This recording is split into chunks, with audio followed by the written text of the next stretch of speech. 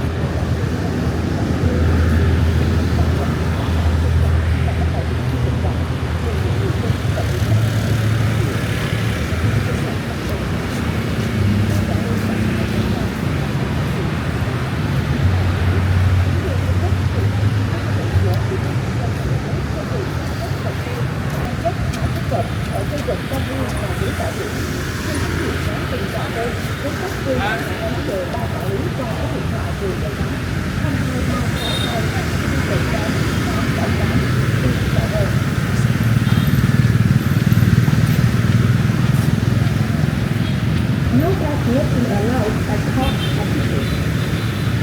Greetings from the management board of Santa Peninsula and the National Committee. Ladies and gentlemen, currently, dog walking is not allowed at top beaches.